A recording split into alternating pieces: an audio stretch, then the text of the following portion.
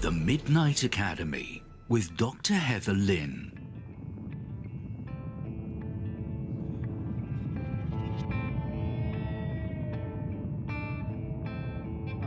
Thank you so much for being here. I really am so excited to have you because you, as I mentioned, I really credit you for my entire career. It sounds a little over the top, and you probably get this all the time, though. But you've been so influential in this field, and I remember many, many years ago. I can't believe it's been that long, but well over a decade. I was an undergraduate, and I emailed you, and I didn't think an author would respond. I was, just thinking I'm going to email and you emailed me back and it was it was just so cool. I was so excited and it gave me kind of a push. But I remember you gave me great advice. I asked you, well, I think I explained that I was coming into some corruption, some pushback in my institution, and I was getting a little disenchanted with it and kind of had the temptation to just go out on my own and say, forget it, I'll just write on these topics and like leave school. And I remember you telling me, very cogently, well, if you do that, you can push the envelope pretty far, but if you stay in, you can only push it a little bit. So there were those limitations, but you encouraged me to stay in and, you know, do what I had to do. And I just, that gave me a renewed sense of purpose. And I thought, yes, I'm going to do that. You talked me off the ledge. And so I stayed into the program and I eventually got my doctorate. But the whole time I knew that I was going to come out and study alternative theories and that sort of thing. So, but I did that because of Okay. your book. I did that because in the wonderful response that you sent an undergraduate student, I was inspired because in my class, you were definitely the forbidden archaeologist. I will say that, the forbidden. The were the first, it was literally Archaeology 101 before anybody knew anything. They had some names listed on the board of pseudo archaeologists. And Mhm. one of our projects was to look into, like, pick one of the pseudo archaeologists and look into them and sort of debunk them. And I thought, well, wait a minute. I recognize some of these names, and I don't think I'm equipped to debunk anybody here as an undergraduate in a Archaeology 101 course. But the whole beginning was just about, the pseudo archaeology and how we have to fight against that. And, we're like, when are we getting to methodology and all of the good stuff? But first, they had to prime the pump telling us, beware of the pseudo archaeologists. So you were one of Yeah. them. And so, and this is the Bible for everybody out there. You've written so many good books, but this is definitely the thing that got me going. It's very well written and just astounding piece of work. And so after I saw that, I thought, how is this pseudo archaeology? This is very rigorous. So thank you for Yeah. everything. Even some of the mainstream archaeologists understood that. If you look at some of the reviews of forbidden archaeology that were published in the actual scientific literature, I mean, the academic journals in archaeology, history of science, and so on, rather than the skeptics magazines and things like that, that a lot of the really negative reviews appeared in. But the mainstream scholars, even if they didn't entirely agree with me, admitted it made a contribution to their discipline.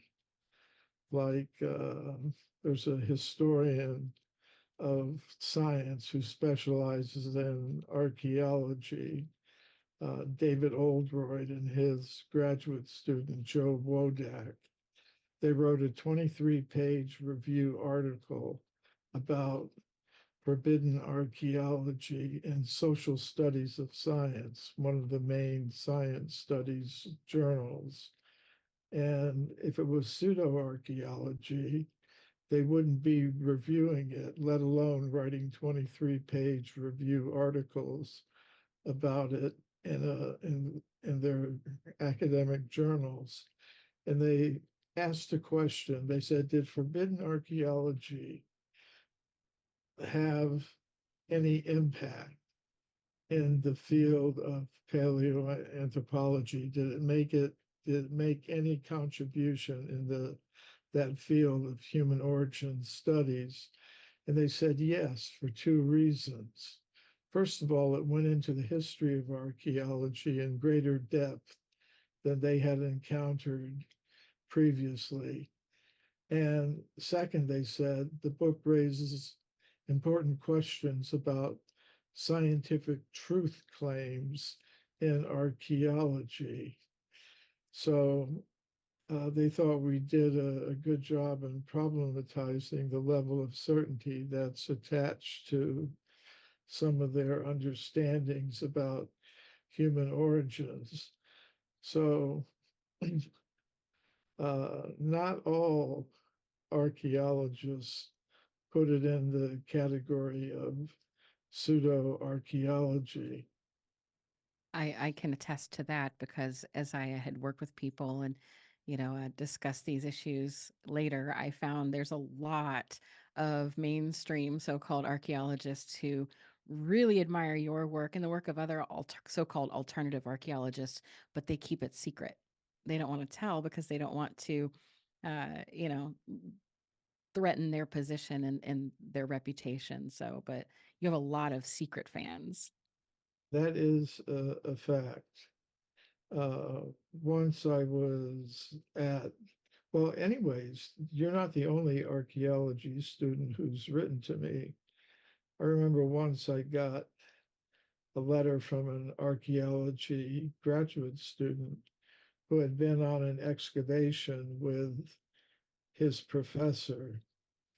And he just happened to mention to his professor out on the excavation, out on the dig they were on, maybe humans have been around a lot longer than we think. And the professor said, I've got a book that you should read. And he gave the student his personal copy of Forbidden Archaeology. Wow. Like you said, it's not something that he would have advertised, but when he found a student that appeared to be interested in pushing the boundaries a little bit, he gave him the book. And the student wrote to me. And sometimes I advise students, I may have advised you, I can't exactly recall everything that I wrote to you or that I may have said to you when we personally met. But uh, I generally advise them that there are two basic groups of archaeologists. There's the archaeology singular group, which believes in one objective science of archaeology that is the only way to look at it, and the conclusions that they've reached are the only valid conclusions, and that's it. Everything else is pseudo or fake. And then there's the archaeologies, plural group, which is a significant group. And they tend to look at archaeology as being multivocal. In other words, there can be different perspectives on archaeology. There can be different valid ways of looking at the evidence. And I think that opens up things. Maybe I mean, there are a few in the alternative field, and maybe you're one of them, that kind of include the mainstream archaeologists in their audience because they're definitely part of the discourse on the questions of human origins and antiquity. I may not agree with them, but they definitely have something to say. Yeah, And absolutely. I try to stay in touch with all of the different parties to what I call a fundamental renegotiation of our understanding of our place in the cosmos, who we are, where we came from, where we should be going. Right. That's interesting you say that because in your one of your books, Human De-Evolution, you talk about where we're going a little bit, or at least where we came from, and I that if you could go into that a little bit, I think that something I really wanted to discuss with you because your books are so scientific and well researched, and yet at the same time you're able to seamlessly integrate the questions of consciousness and spirituality, and this idea that we were at one point spiritual beings and then we devolved into these material bodies. How do you keep your spirituality and your scientific viewpoints working so well in harmony, or do you? Do they clash? Well, I try to. I I could keep completely silent about these things if I didn't think I had something to say to particular audiences. And I've chosen to address many audiences. I haven't confined myself strictly to the alternative science or specifically alternative archaeology circles. I've reached out to other audiences because as I said, I think they're all part of this fundamental renegotiation of our whole picture of reality that we're undergoing right now. And basically, it's the switch between a purely physicalist view of us, our nature, our cosmos, and our place in it that is now dominant, but it's changing. There are others who are exploring a more consciousness based rather than a matter based, strictly matter based picture of reality. And, Forbidden Archaeology, my book, Forbidden Archaeology, is pretty much about stones and bones, about discoveries of anatomically modern human bones, footprints, artifacts that contradict the current theories of human origins, in particular in terms of their timeline. So but that leads to other questions. Uh, After the book came out, readers were asking me, okay, you've got all this evidence, enough to fill up a 900-page book that contradicts the current theories of human origins. Well, where do you think we came from if we didn't evolve from more primitive ape-like creatures, as the current theories suggest, and we did it fairly recently within the past 200 or 300,000 years? Where, where and how do you think we came into existence? That's a valid question.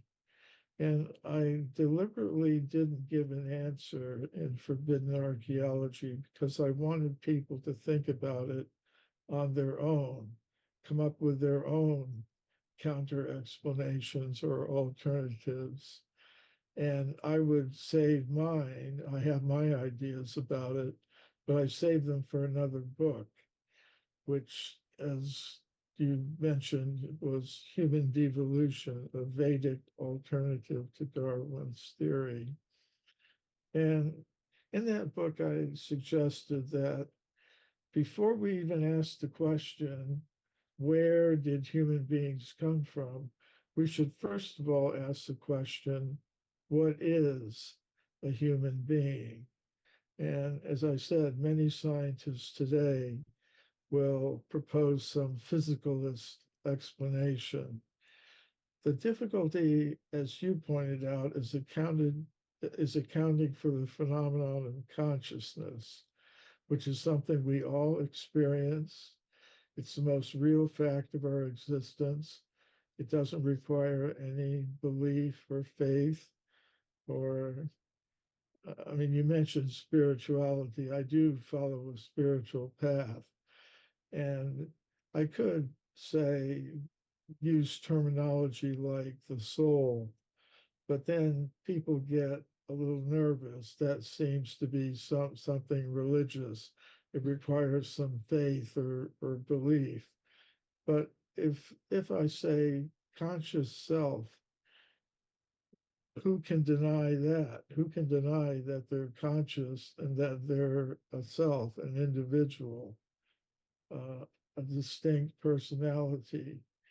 I mean, we all have our individual consciousness, and it may be different. I may think differently. My consciousness may express itself differently than another person's, and that's to be expected. But it's very difficult to come up with a physicalist explanation for consciousness. They've been trying for hundreds of years and have not succeeded at all. Actually, a couple of weeks ago, I was in Tucson, Arizona. I attended a conference called The Science of Consciousness, in which leading experts in philosophy, cognitive studies, neuroscience, all different fields related to consciousness and consciousness studies. They gathered together to examine what the state of their field is. And one of the scientists there said in a plenary session, in other words, in a keynote address to the whole body of scientists gathered for this event, said, we've got millions of kinds of conscious experience. The experience of seeing the color red, the color blue, experiencing the heat of a candle flame, the cold temperature of an ice cube. There are millions of conscious experiences that we have. And he asked everyone present, how many of them have we actually explained? He said the number is 0. We haven't explained one of them. They can explain, all right, like if you're talking about the color red, for example, they can explain, well, light waves of a certain frequency enter the eye, they hit the retina, they stimulate electromagnetic signals that are transferred by the optic nerve to the brain, where they're processed by neurons. But a neuron is transmitting the signal simply by opening and closing different gates. Nowhere do you get the color red. The color red is not physically there in your brain. How you go from the signals and the bioelectric activity to the actual experience of the color red. That's called, in the language used by David Chalmers, an influential philosopher of science in this field. He called it the hard question of consciousness.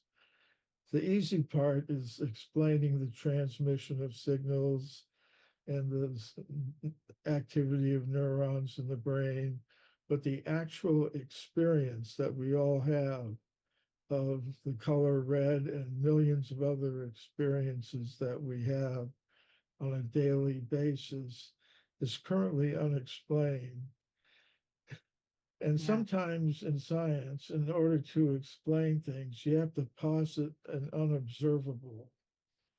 For example, cosmologists, astrophysicists had a great deal of trouble explaining the spiral structure of galaxies using the laws of physics and their concept of matter as they understood it.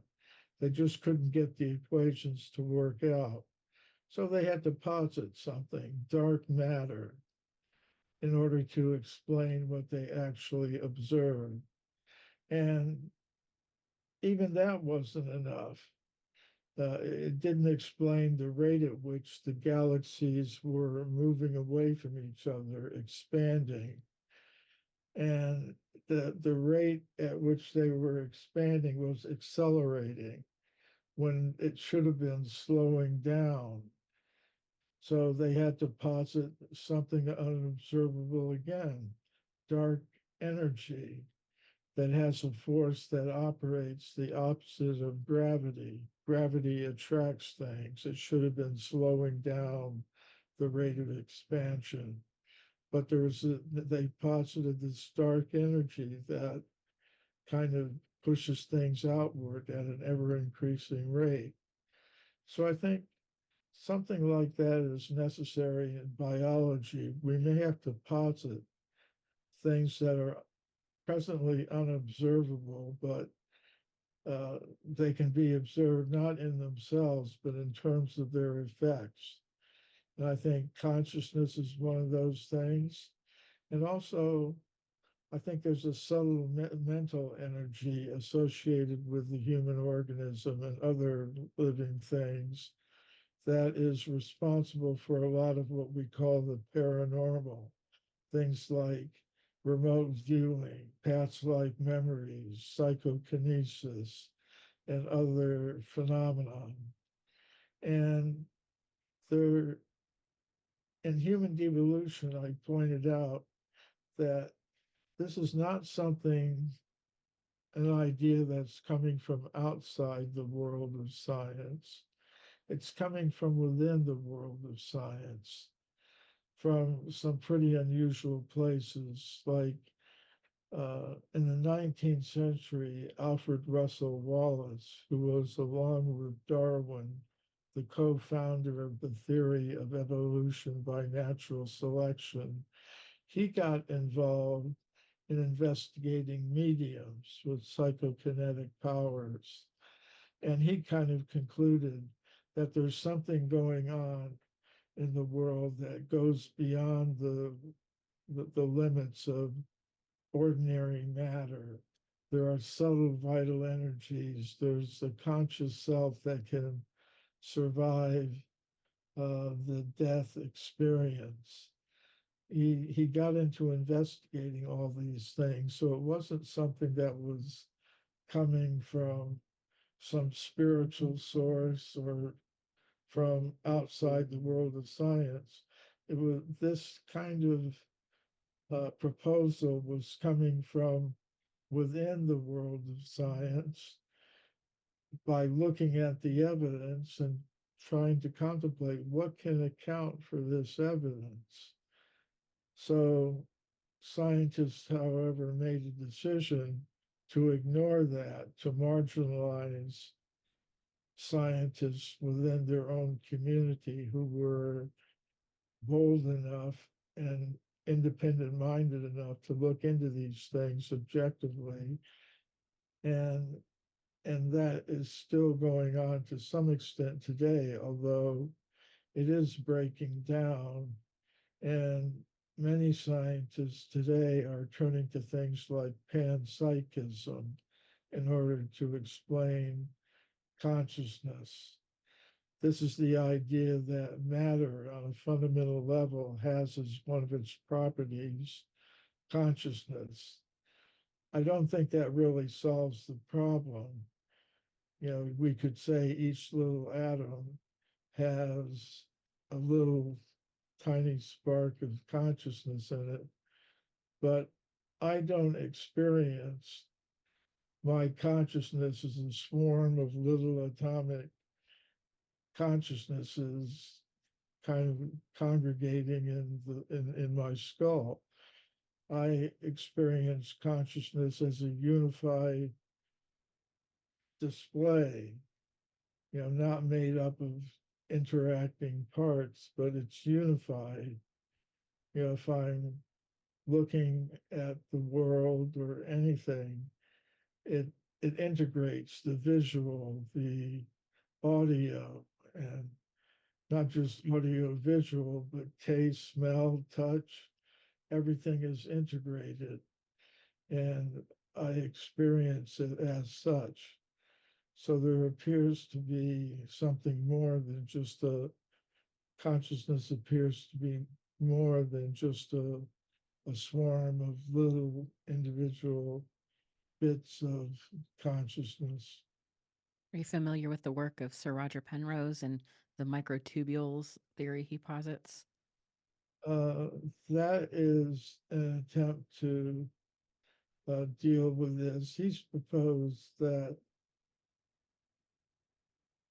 and again, I think it ultimately doesn't really solve the problem, but it's an example of a scientist who has looked at the evidence and has concluded that there's no way that consciousness is going to be explained in terms of the ordinary physicalist assumptions about the nature of reality. Uh, he still has an emergent idea. In consciousness studies, there would be the difference between an emergent idea, the idea that somehow either consciousness is a fundamental aspect of matter. This is sometimes called dual aspect monism, that consciousness and matter are two sides of the same thing. And I'm somewhat open to that, basically for, uh, you could say, spiritual reasons, in the sense that the Vedic tradition of India posits that there's one energy, Brahman, that can be experienced in different ways. In other words, ultimately everything is Brahman or spirit, but if you experience spirit in a certain way, it's matter. Hmm. That that So, that kind of almost makes me think of the wave particle strangeness that we have in our contemporary way of looking at it. But to think that it aligns with such ancient texts and ancient ideas, it's hard sometimes to discount those ancient texts and that ancient wisdom when you come across examples of it being, supported with the sciences now. So that's something that I always find interesting. My personal interest happens to be with the Sumerian texts, but the Vedic texts are pretty substantial, given that they still are revered and practiced by so many people. It's one of those situations where you have all the ancient wisdom, but it's pieced apart in all these tablets, and it still needs to be understood. But with the Vedic text, it's been pretty well intact, and there's still people who have carried on the tradition. So it's a wealth of information. yeah, it's a living tradition. It's one of the things that attracted me to it. Like, I mean, but in my book, Human Devolution, I have a chapter in which I do a cross-cultural study of cosmologies from ancient times, different times, different places. And I find there's a pattern of commonality to them. It's as if you had people looking at a mountain from different sides, somebody looking from the east, somebody looking from the west, the north, the south.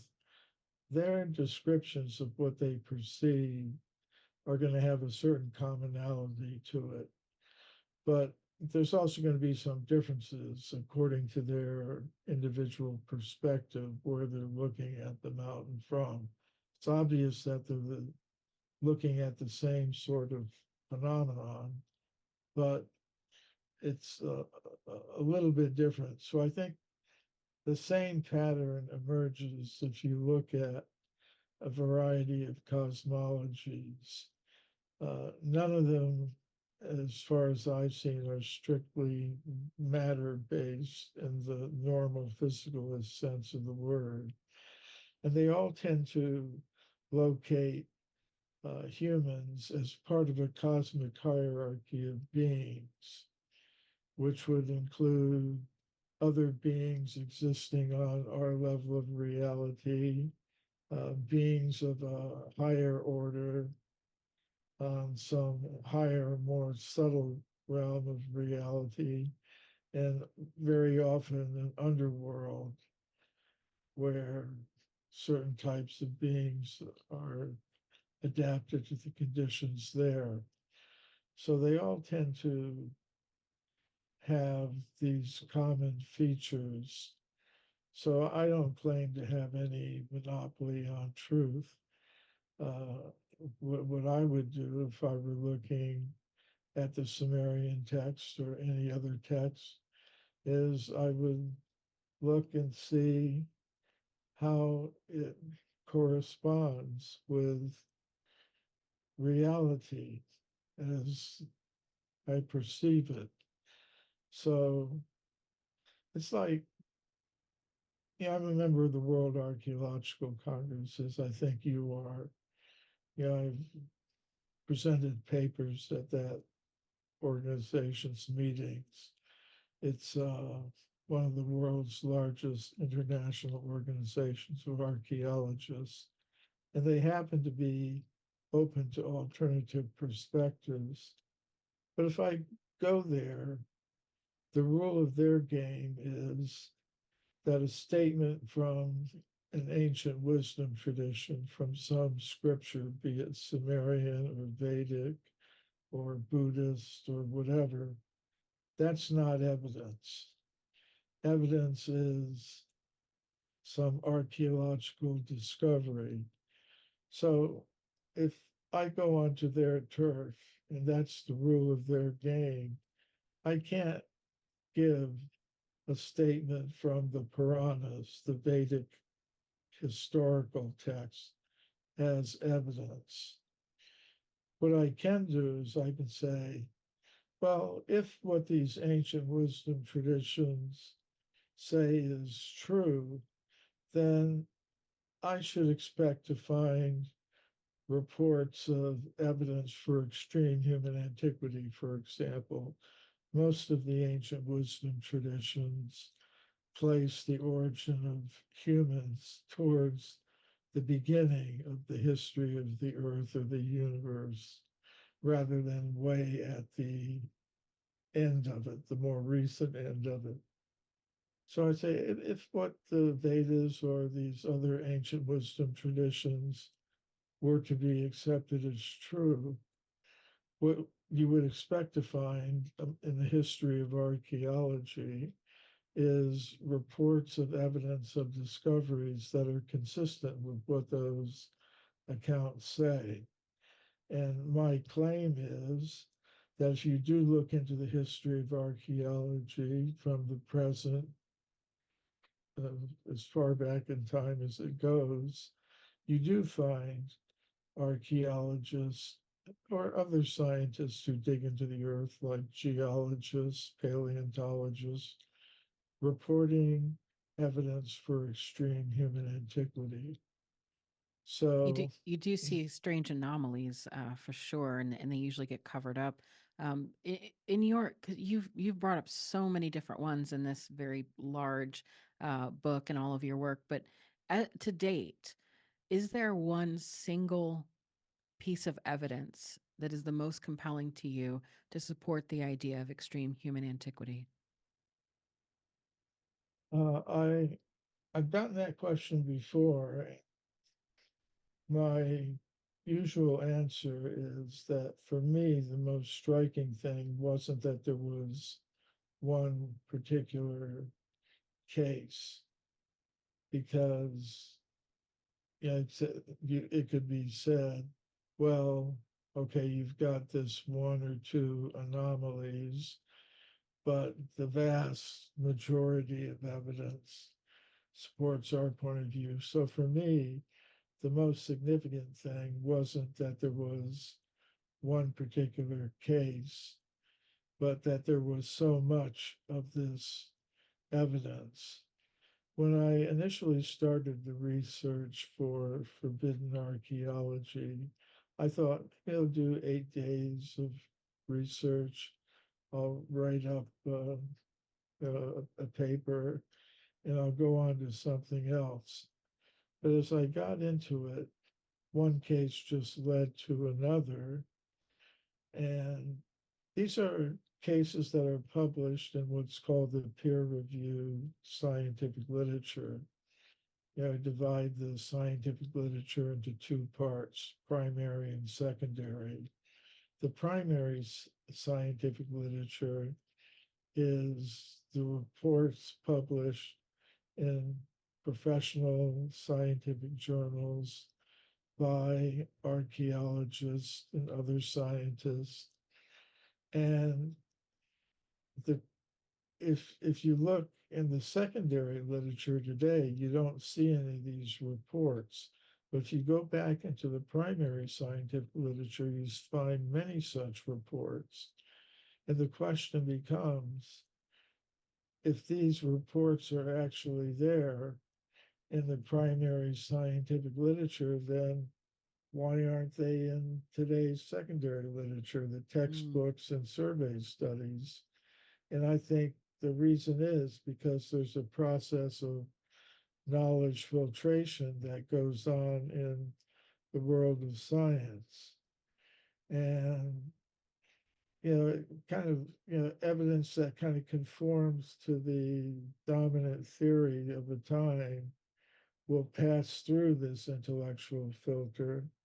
That means you'll hear about it, you'll read about it, you'll see it displayed in a museum.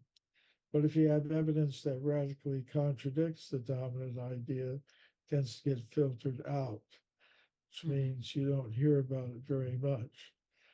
So in the 8 days of research that I initially did for Forbidden Archaeology turned into 8 weeks, turned into 8 months, turned into 8 years, because one case just led to another. Now, I do have my favorites. To give a more direct answer to your question, my general answer is what's significant is not one particular case, but the fact that there's so much of this evidence that's been put aside, some cases actively suppressed. That's the most significant thing. And that it's going on right up to the present day. But among the many cases that I documented, I do have my favorites. I think my all-time favorite is the California gold mine discoveries. Gold was discovered in California in the 19th century, and miners went there to get it. They dug tunnels into the sides of mountains like Table Mountain and the Sierra Nevada mountains in central California near the town of Sonora. And deep inside those tunnels, the miners found human bones and human artifacts. They found obsidian spear points. They found stone mortars and pestles and layers of rock that modern geologists tell us belong to the early part of the geological period called the Eocene, which means they'd be about 50 million years old. These discoveries came to the attention of Dr. J.D. Whitney, who was a Harvard-educated geologist, the chief government geologist of the state of California. And he went out and conducted his own investigations. He interviewed people who had made these discoveries. He collected the artifacts. And he wrote a massive report about them that was published in the year 1880 by Harvard University's Museum of Comparative Zoology. And it's interesting what happened. When I look at these reports, what I'm looking for is two things: a report of a discovery and how the knowledge filtering process operated on it. So it was a very well documented discovery reported by a professional scientist in the professional scientific literature. But what happened was that there was an anthropologist who worked at the Smithsonian Institution in Washington, D.C., a physical anthropologist named William Holmes. And he wrote, if Dr. Whitney had understood the theory of human evolution as we now understand it, he wouldn't have published that theory, that idea. He would have known it's not really possible that humans could have existed that far in the past. In other words, if the evidence contradicted the developing theory of evolution, then it had to be put aside, cast into oblivion, really. And that's what happened. But, the artifacts from the California gold mines are still in the storerooms of the Museum of Anthropology at the University of California at Berkeley. I got permission from the directors of that museum to study them, photograph them, and I've relocated some of the old 19th century gold mining tunnels where these things were originally discovered. So this is a very well documented case. I think it's documented both in terms of the discoveries themselves, some of which are still available to be seen, and the places of discovery are there, and the process by which they were subjected to what I call knowledge filtering is also very well documented. So that's one of my favorite cases. This episode of the Midnight Academy is brought to you by AncientArtPrints.com. Celebrate 300,000 years of human history with stunning artwork from the ages of antiquity. AncientArtPrints.com brings the past to life with their collection of carefully curated prints from each corner of the ancient world. Enjoy museum grade quality prints, a 100 plus year guarantee, and you'll also get free international delivery on all orders. I have my piece in the studio. It is amazing. The delivery was so fast and easy, and it came in beautiful condition. It's a great company. They stand by their product, and I would not endorse something that I wasn't 100% behind and that I didn't myself use. Use code MIDNIGHT10 for an exclusive discount of an additional 10% off your first order. That's MIDNIGHT10 for 10% off your first order at ancientartprints.com. We see a lot of news articles and little interest pieces coming out all the time that keep showing that the timeline is getting pushed back, or at least the narrative is getting pushed back little by little. It was still something for me when I first stumbled upon your work that I didn't quite, I just couldn't quite accept it, which made me just keep reading more and more and more. And I always thought it was an interesting possibility. But I think one of the things that really made me stop and say, wait a minute, was the Silurian hypothesis. And when that was proposed, I started doing more research into that line of thinking.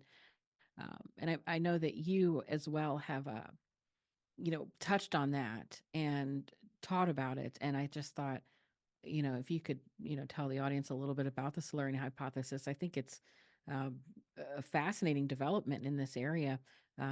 Maybe a little bit of the mainstream idea kind of cracking at the seams or something, or hey, maybe there's some possibility here, but just I think we're so used to this notion that, the archaeological record should have all of this evidence, but it can only go so far back. That there's a limit to archaeological evidence, and then there is a limit to geological evidence if you're talking about extreme antiquity. And so it does leave open the possibility of, if something were to have happened, it doesn't take long before nature just reclaims. I mean, it doesn't take long if you look into your own neighborhoods when, stores go out of business or houses or, dilapidating, before nature just starts to reclaim the whole thing. And when you see over time all of the organic things that we have, how it would just perish and leave no trace of us, it really puts it into perspective that perhaps humans have been here for an extreme amount of time, longer than what we've been told. Well, the Silurian hypothesis is very interesting. Um, how it came about is that there were a couple of astrophysicists whose names are not right at the tip of my tongue right now. Maybe you recall them. But this is in fairly recent times, maybe in 2018, Yeah. 19, around that period. They were interested in climate change. So they were, as astrophysicists, looking at the atmospheres of exoplanets. Those are planets that circle around stars and other solar systems in our galaxy. And they, in recent years, have developed technologies that are on satellites and telescopes, space telescopes that are out in space, like the Webb telescope and others, that are capable of analyzing the atmospheres of these exoplanets. Like how they detect it is, say you have a star and a planet's going around it. At a certain point, the planet is going to be between the satellite that's observing it and the star that it's circling. So when the planet is, its atmosphere is lit up, you could say, by the energy coming from the star, you can look at it with a spectrometry device, and it will tell you what gases are present in the atmosphere of that star. So what they were looking for was atmospheres that would have showed the accumulation of greenhouse gases. And in that way, they were trying to study uh, what might happen to the Earth, our planet, in light of the research they were doing. At a certain point, one of the two astrophysicists said, well, why are we looking for evidence for civilizations on exoplanets? Maybe there was an advanced civilization hundreds of millions of years ago on our planet, as far back in time as the Silurian period, which is a geological period that goes back about 450 million years. And the reason why they chose that period was one of the astrophysicists, although he worked for NASA in the United States, was originally from England. And he had watched a television series, a popular science fiction Doctor sci-fi Who, I think series, it is. Doctor Who, right? And in one of the early episodes in the 1970s, he had confronted some reptilian humanoids that had been in a state of suspended animation in a cave deep below the earth, below a scientific research station. And they had become these uh, reptilian creatures from the Silurian period. Actually, they should have been amphibians, but Details. according to the standard understanding details. But they had come up out of their caves to the surface and were disturbing things. So Doctor Who, he was kind of like a super sleuth scientist, spy, James Bond type of character, working for the government to take care of different emergencies like that. So he had to deal with them. So that's where they came up with the Silurian hypothesis, and they published it. And the significant thing about it is that for the first time, really, you had professional scientists considering as a thought experiment, even as just a thought experiment, the idea of extreme human antiquity. Of course, they didn't think of it in terms of human antiquity, but they thought of it because the astrophysicist involved in this uh, thought it would have had to have been some other type of being, a reptilian, or as I said, it would better might have been amphibian. But Yeah. they now, in the course of considering that idea that there might have been a technically advanced civilization made by humanoid creatures of some sort, I think it was a really significant event that they were considering that possibility even as a thought experiment. But they immediately confronted the question, which is a question that I've confronted as well, is what signs of such a civilization would we be able to detect today? And they determined that for anything older than a couple of million years, you wouldn't be able to detect any fossil evidence because fossilization is a very rare event uh, and takes place under only some very special conditions.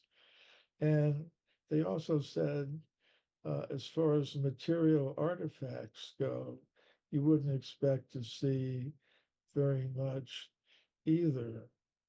And as you were indicating, this has been a matter of scientific research, again, connected with climate change, because some scientists have wondered, what if human beings disappeared from the earth today? What would happen to the remains of our technological civilization, our huge urban industrial areas, our transportation networks, et cetera, et cetera? And they've kind of determined that it really wouldn't last very long. Uh, because there are geological forces, tsunamis, hurricanes, forest fires, and just the stuff that I mean, unless you're like the Egyptians piling up huge masses of stone, I mean, our concrete and iron based construction won't last more than a few centuries. The concrete will decay. A lot of our technology, metals corrode, oxidize. After a few thousand or a few tens of thousands or hundreds of thousands of years, practically nothing would be left.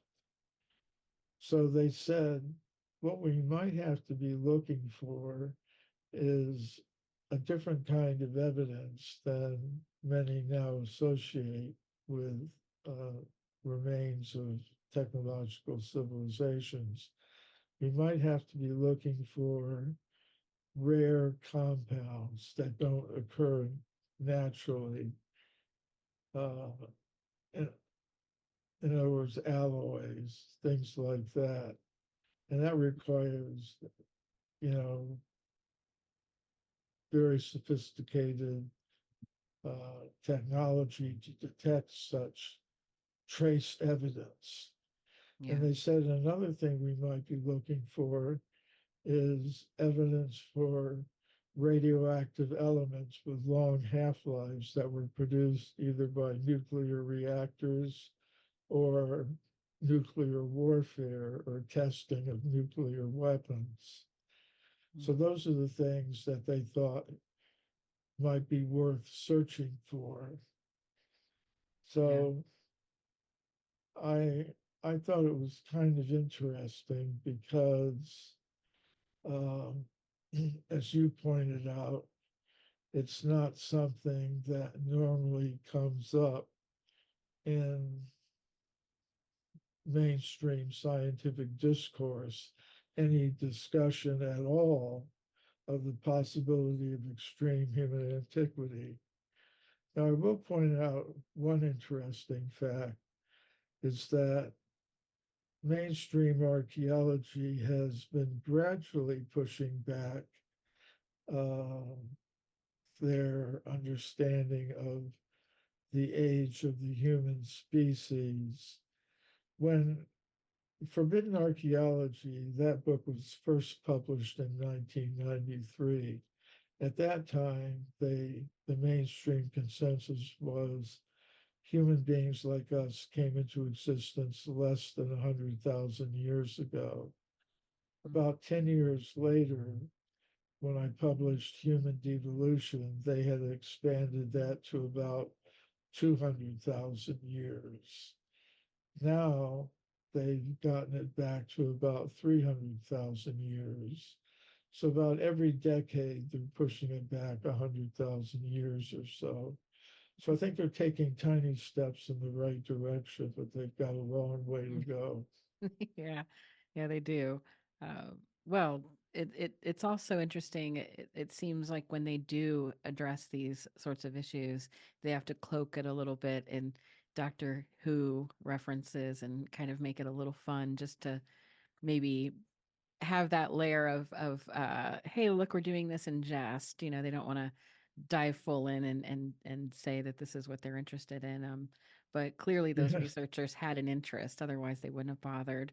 And how could you blame them? It's very interesting. There's not every day that academics have opportunities to push the boundary a little bit. So you can't blame someone for taking it or seeing how far they can go with it. But it is a different landscape. More recently, I've seen so many people start to really question those prevailing narratives, and it's I think alternative archaeology is so important because it gives people an alternative. It gives people permission in a way to have their own ideas and explore different realms of thinking. I always wondered why astronomy was so much better at that than archaeology. There's amateur astronomers, and they contribute so much to the field, and generally speaking they're encouraged to keep looking up at the sky. And it's not the same as with archaeology, where there's this uh, claim to knowledge. And it's a little Well, bit, but archaeology seems to be really bad with the egos. it is, however, interesting that professional archaeologists in some countries have made accommodations and agreements with metal detector researchers who have, in fact, turned up quite a bit of, I mean, not evidence for extreme human antiquity, but have located Bronze Age and Iron Age Hmm. caches of coins or metal objects and things of that sort. So there's a little bit of that going on. Also, another interesting field in which archaeology has kind of expanded its horizons a little bit is archaeoastronomy. Yeah, Used to that's be a true. very fringe field, but now I go to mainstream archaeology conferences and they practically all have sessions on archaeoastronomy Yeah. that deal with some very unusual topics. I've And been surprised to see that over the years, because it used to be sort of still not really fringe, but it wasn't that popular, but it has grown in popularity a lot. and another thing I found interesting is interest in mainstream archaeology and extraterrestrial archaeology. I, I mean, I was very surprised at a meeting of the World Archaeological Congress that I went to a few years ago, where they had a whole session on extraterrestrial archaeology. Now, one thing they were talking about is, well, what's going to happen when archaeologists go to the moon or Mars and they encounter things that we have sent up there? who owns it, whose museum is it going to go into. Mm. And actually, the United Nations and other world bodies are making treaties and resolutions about these things. You Yeah. know, it's ongoing. But what I found interesting is that they were wondering, well, what if we find something? What if we encounter something that we didn't send up there? What are we going to do with that? So I think it's Hmm. interesting that mainstream archaeologists are investigating or contemplating these sorts of things. Yeah, it is. I just published a book on that recently, a xenoarchaeology, proposing some of those same questions and presenting some of those current arguments that, it was called space archaeology for a while, but then that dealt with primarily the space junk that people left. And then, yes, the question became, well, if we are going to go interstellar and we do make it to Mars, what if we find something that would indicate some sort of advanced civilization or civilization nonetheless? What do we do with that? And here where I live in Ohio, Cleveland State University's law school, they have a whole space law division where they're teaching the Yeah, students about space law and some of those ethical and legal questions of who owns it, who's going to be able to study it, or what happens to it ethically. So the fact that they're looking into it and trying to lay some sort of ethical framework and methodology for how to even research it at all is pretty exciting and necessary. So, there are definitely there's definitely progress in archaeology as a whole. It's been a lot better, I think. Since I've been in it, I've seen people come with more of an open mind. It's still, I think, they fight that knowledge filter everywhere they go within institutions. I think another problem too is the so-called gray material. The material that people find when they're doing things through private contracting and that doesn't yeah. necessarily get shared with everybody. And that's something I wanted to ask too. It's actually something that one of the Midnight Academy members wanted to ask, which was a question about private collections. Do you think that there's any maybe evidence for any sort of maybe pre-flood or very, very old human activity that could be in private collectors' hands? And how do you feel about people collecting things and not sharing the information with people? Well, that can happen in two ways. It can happen in mainstream circles, and it can also happen in what you might call folk archaeology, because there are a lot of discoveries, even in mainstream archaeology, that were initially made by miners or other people digging into the earth that only later come to the attention of professional archaeologists who then conduct, research according to their academic standards. And then the artifacts or bones or whatever it was that was discovered will get integrated into the scientific evidence system. In other words, published, it's archived, the artifacts are in museum collections. But that doesn't, I mean, it's actually a huge problem in archaeology that there has been so much collected that isn't sometimes made accessible to other researchers because the people who originally discovered something or conducted an excavation sort of retained control over the artifacts or the fossils, whatever it is that was uncovered. And that means other researchers don't have access to it. Yeah. Uh, and it is a problem. I mean, the ideal thing is that archaeologists discover something, they report it very quickly, they publish it, they make it available to the community for research. That doesn't always happen.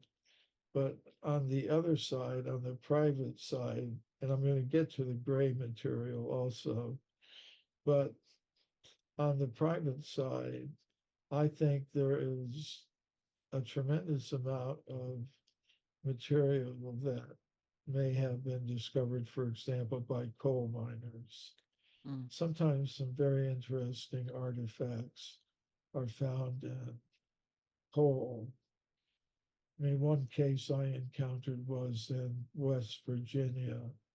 Someone discovered, uh, I mean, people burn coal, for fuel, at least they have in past decades in some parts of the United States, like in West Virginia.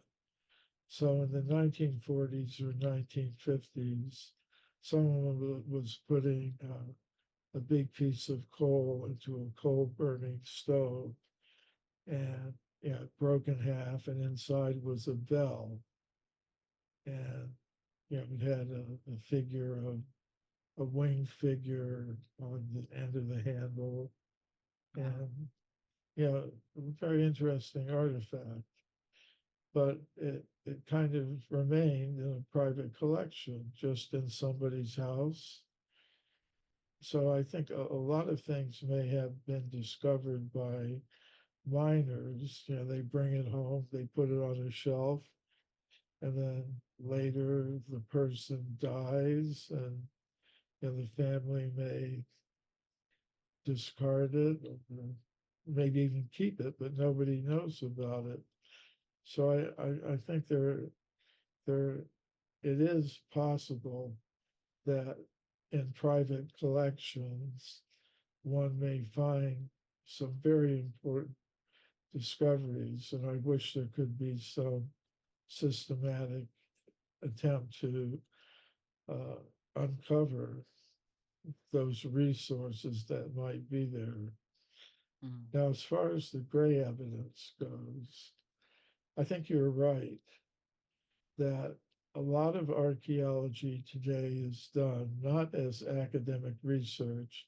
It's done because governments on the state, national, and local level have passed laws requiring developers or anyone, government agencies that are building roads, uh, developers who are developing housing tracts or digging foundations for buildings. If they encounter anything that looks human, they're required to conduct an archaeological impact study.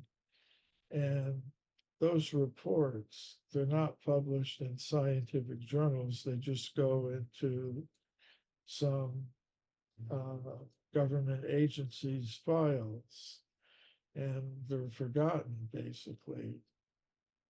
So most Yeah. archaeologists today are working in what, what you properly called contract archaeology. Mhm. And as you were saying, it's kind of like a gray area because the reports aren't widely circulated. They're filed away in some government agency. But I got some years ago, I got from a geologist a copy of a report, a paleontological impact report that was made for Caltrans, the California Transportation Agency. A road was being built in San Diego, and they had uncovered a mammoth skeleton with mammoth tusk. And they had detected on the mammoth bones signs of human work. In other words, that the animal had been butchered by humans. Now, a date was published, a uranium series date was published in this report, which dated back to around 1995, I think.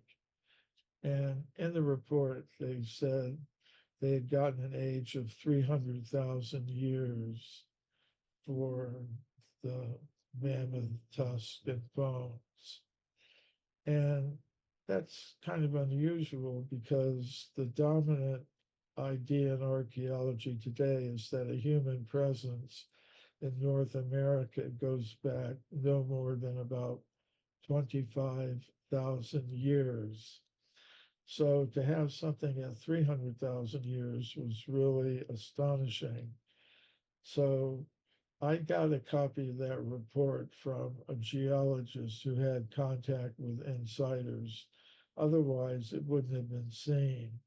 And I wrote about it in a column for Atlantis Rising magazine that I wrote for several years called The Forbidden Archaeologist.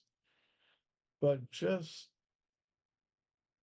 a couple of years ago, maybe 2 or 3 years ago, some researchers who had been involved in the original discovery but had kept quiet about it, and they probably didn't know that this report had been, that the report they had made to Caltrans had been given to me privately, but they, uh, you know, they thought it was a discovery worth reporting, but they couldn't do it with an age of 300,000 years. That was just too far Hmm. out, not in the Silurian hypothesis range. Yeah. Yeah, so it was too far out for them. So finally, they kept redoing the age. They got an age of about 113,000 years, and they published a report about this in Nature, which was really significant, I thought, because it's still outside the mainstream boundaries, by a factor of three or four. It's 3 or 4 times older than it should be, according to the mainstream ideas. So I think there's probably a lot of stuff like that, and these hundreds of thousands of gray area reports that don't go into the scientific publications but are kept in different government agencies as part of the archaeological or paleontological impact reports that are required to be submitted by companies or agencies that encounter such things. Mm. It is a shame, and I've had my own experience a little bit with that in terms of, um, you know, collectors actually helping to fund archaeological excavations. A while back, I put out a report about a discovery that was taking place in Iraq after many decades of not being able to excavate there. The University of Manchester and some other people got together, and they had an excavation. But what was interesting about it, I contacted them for an interview because they had put out a press release about some of the things they discovered and how it was groundbreaking because they hadn't been there for so long due to the wars and all the conflict. And so I thought, oh, that's interesting. Let me call up the professor, see if I could get an interview or talk to him. Especially because I was getting some tips from people that were in the region. They weren't happy with the excavation. And so I thought, well, there's something interesting here. Well, when I contacted the professor, they were going to set up an interview. And then when I sent the interview questions over, he completely ghosted me. And so I thought, oh, okay. So he didn't want to talk. And so I started looking into it a little bit more and I followed the money, as they always say. And unfortunately, I found out in that situation, the primary investors in the project was a big oil company and another individual who is part of the Thyssen family dynasty. And he is known as the second largest antiquities collector in the world, second only to Queen Elizabeth. And so they got together, put this money and project together, offered it from as a foundational grant to the university. So they sort of, in addition to a knowledge filter, there's like a money filter that kind of comes down so that they can have this, cloak separating them from the research. So they go out and they do their excavation and this sort of thing. The unfortunate part is all of the findings that they had initially in their report didn't go right to the public or into a peer reviewed journal, but instead it was put together and compiled for a report to give to the board of the Gulf Sands Petroleum Company. And I thought, well, isn't Mm. that weird and a conflict of interest and unfortunate, especially since the individual who's trying to, I mean, he's a collector of antiquities and he's funding this excavation that was sort of secretive and so it didn't sit well with me. So I investigated that a little further, published about it, and it became kind of a an interesting experience to say the least. The one thing I got out of it, other than exposing all of the different ins and outs of who was funding it and uh, the little bit of secrecy that was going on, a lot of secrecy, was that eventually the archaeologist found out that I was causing so much trouble and we're discussing it openly on some forums, and they decided what they had to do to combat that was be more transparent. So they started a blog and a website and started putting out more information to the public, as I think they should have to begin with, so that they weren't beholden to a big corporation and a single individual. But there's that kind of stuff goes on all over the place, as well as there's the cultural resource management firms that get in and just do the work on the roads, and I personally know some who have those businesses, and they they have a lot of integrity, and then they'll find something and then they bring it to conferences and they try to publish it. So, but that's a few of them. We can't bank on them all having that integrity. So there's a lot of missing pieces to the puzzle still, and not to mention with some of the text in general, the Sumerian in particular, the inability for people to translate them and read the text is, a problem as well. There's only so many people that can do it. One of the solutions that they think they found to combat that is to put AI on the job. So they're using artificial intelligence to try to translate the Sumerian texts. How do you feel about artificial intelligence being used in the translation of ancient texts? I I don't have enough experience or to to really give an informed answer to that. I have my suspicions it may not be such a good thing Me ultimately, too. but I Same. can't Yeah. I can't really, it's such a new thing. For me, it's a new thing. It's kind of come up the past year, basically, in a Yeah. big way, past year or 2 years. Hmm. And, you know, I mean, I'm involved in some projects where it is being used to generate imagery and reports and summarize, give notes of meetings and things like that. And I just think it all has to be checked. Yeah. Yeah, it does. Can you imagine then when they start to use it to tell us what the ancients had to say, but we don't know if it's true or if it was altered by people who want to revise history? I think it's a minefield of problems coming around the corner for that.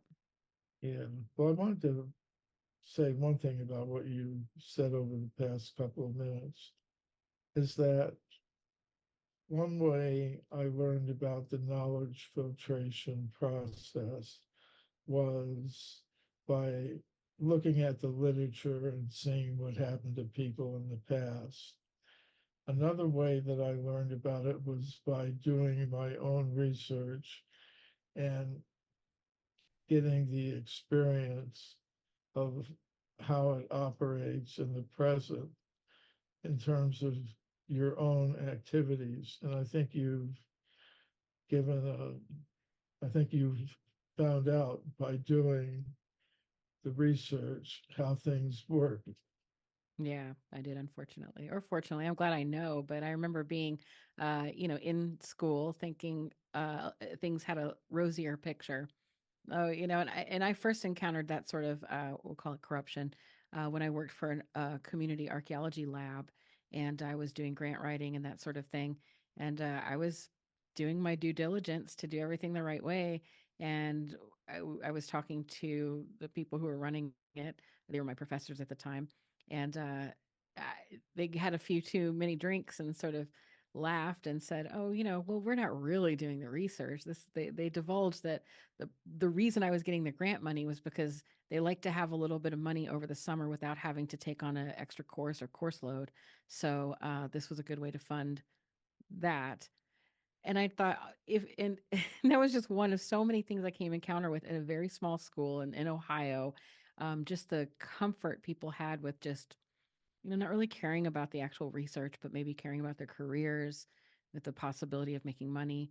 And I understand people have careers and they want to make money, but it just seemed like along the way, I just started to learn that people weren't as driven and passionate, or if they had been, it was kind of beat out of them after a while.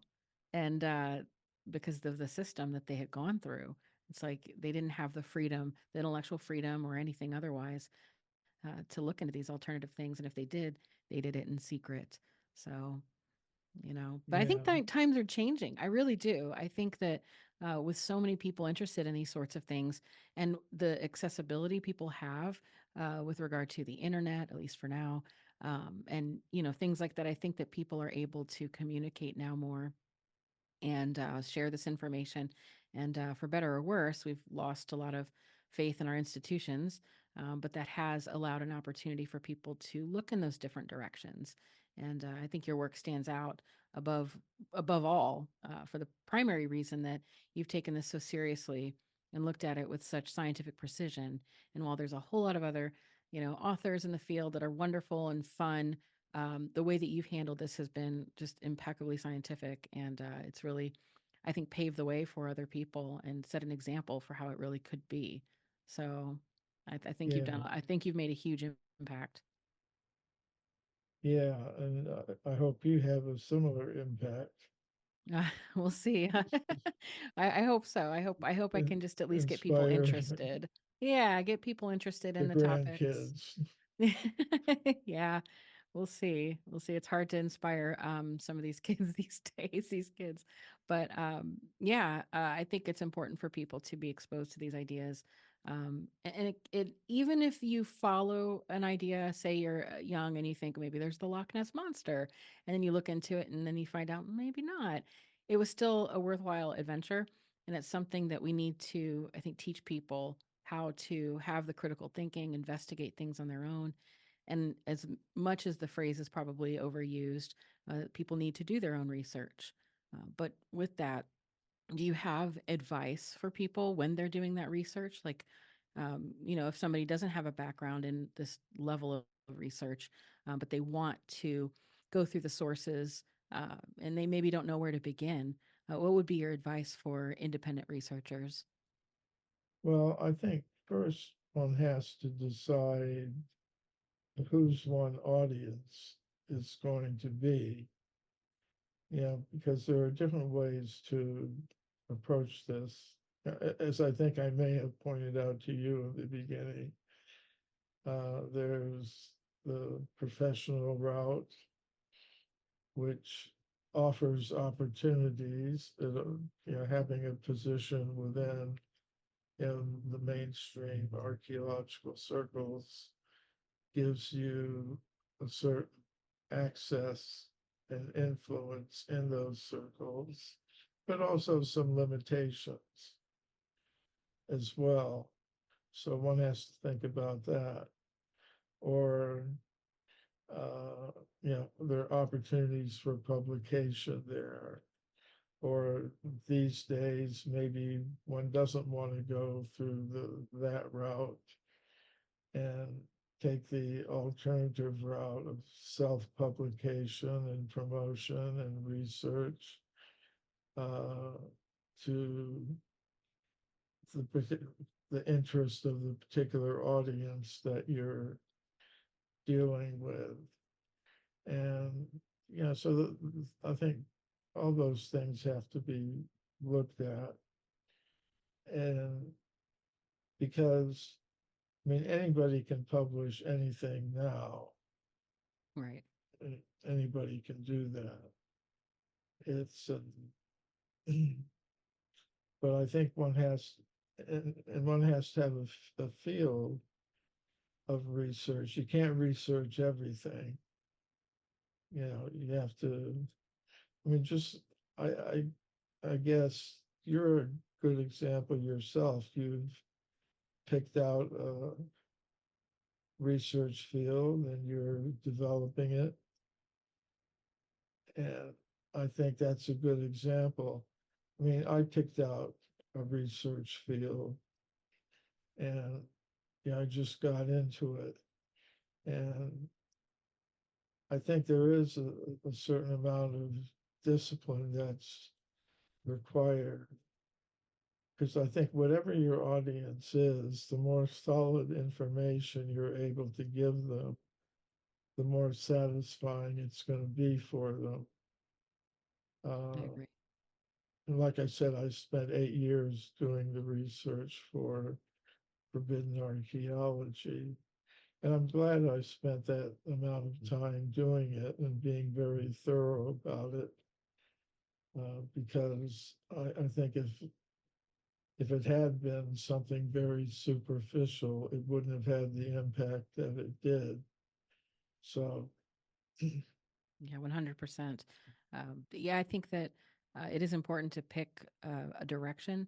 I try to tell that to people who I talk to sometimes who are interested in doing this sort of thing as well, because they get so interested in so many possibilities and all of the different topics. But you do have to spend your time looking at something closely and know that along the way you are going to be able to address those other things. You can talk about them. They do kind of come together. I mean, even if you're looking at the stones and the bones, eventually you do come to consciousness. But you have to start somewhere and have a focus and bring that solid research, and that is what makes you different than a lot of other authors and researchers. That you know, uh, y- people often recycle information, and hence that is research per se. But there's not a lot of new contribution, it seems, and I think it's because people don't necessarily want to spend all those years doing that difficult research. It's easier to just put out some fun commentary. And so we see a lot of that. But it's not just unique to the alternative field. Unfortunately, you see that in peer reviewed publications as well.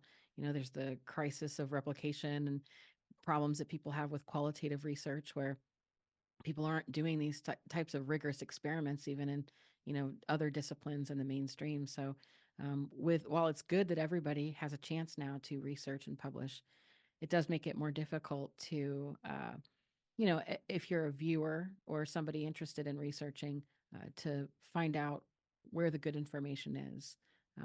But I think cream rises to the top, and I think that you're definitely an example of that. And people do pay people respect when you respect them. When you just bring them that superficiality, it may be fun, uh, but it's like consumable. They'll just take it and then just toss it to the side. But if you are bringing them something that shows that you respect them as a reader, you respect them as a thinker, they will definitely remember you for that. That's how I think of you as somebody who has written this amazing book, many pieces of work that has respected your reader and audience and said, you know what, I'm bringing you the information, you can handle it. And I mean, I think a lot of people have. yeah. And I think one also has to figure out the channels of communication with one's audience. That's a kind of a shifting landscape.